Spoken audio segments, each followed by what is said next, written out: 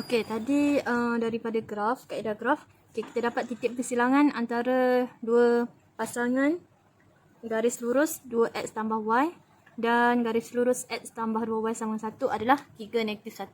Okey, sekarang kita nak cuba kaedah penggantian. Okey, jadi yang pertama kita labelkan dulu. Okey, persamaan garis lurus yang pertama adalah yang pertama. Okey, persamaan garis lurus yang kedua yang kedua. Okey, daripada dua persamaan linear ni, kita perlu tentukan sama ada kita nak jadikan di depan adalah x ataupun di depan adalah y. Okey, jadi kita pilih yang mana, mana-mana sajalah terpulang pada kita.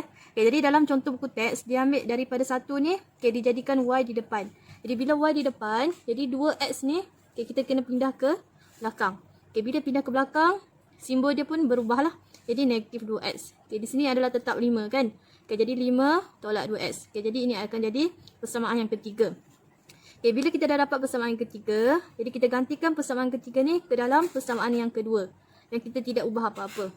Jadi, persamaan kedua adalah x tambah 2y sama dengan 1. Okey, jadi x tambah 2. Okey, yang nilai y ni kita gantikan dengan nilai yang belakang kita dapat tadi. Okay, jadi y kita gantikan dengan y tolak 5 tolak 2x tambah 1. Okay, kita kembangkan. Okay, x 2 darab 5 10. Okay, darab positif negatif negatif. Okay, 2 darab 2 4x 1. Okay, kita selesaikan. Okay, 10 ini kita bawa ke belakang. Okay, jadi ini positif 10. Bila pindah ke belakang jadi negatif 10. Okay, x tolak 4x. Okay, selesaikan. X ni adalah nilai dia adalah 1. Okay, jadi 1 tolak 4 negatif 3x.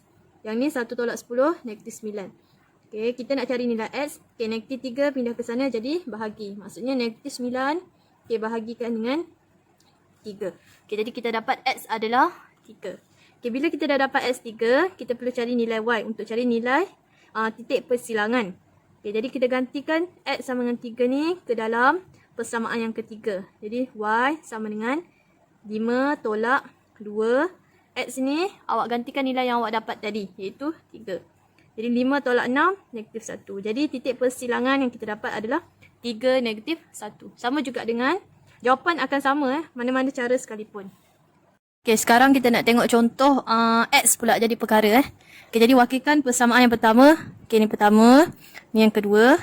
Okey, dari kita nak jadikan x perkara. Jadi dari yang kedua, x sama dengan, okay, kita perlu ubah persamaan linear yang kedua ini. X adalah perkara rumus. Okay, jadi 2y ni pindah ke belakang. Jadi 1 tolak 2y. Okay, jadi ini akan jadi persamaan yang ketiga.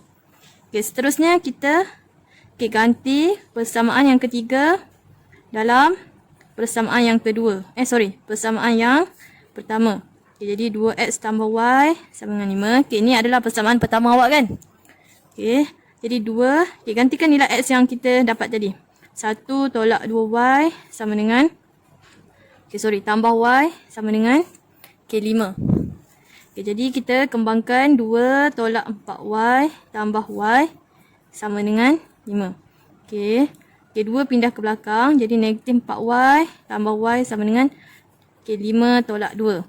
Okay, negatif 4 tambah y, jadi negatif 3y. Okay, sama dengan 3. Okay, jadi y awak akan dapat 3, negatif 3 pindah sana jadi bahagi. Okay, negatif 3 jadi negatif 1. Okay, nilai y dah dapat. Okay, kita perlu cari nilai x. Jadi kita gantikan. Okay, ganti y sama dengan negatif 1. Okay, dalam persamaan yang ketiga. Untuk kita cari nilai x. Jadi x sama dengan 1 tolak 2y. 1 tolak y. Okay, nilai yang kita dapat tadi, negatif 1. Okay, jadi kita cari, 1 tolak 2 darab negatif 1 adalah 3. Okay, jadi titik persilangan adalah 3 negatif 1. Okay, nilai dia akan sama juga.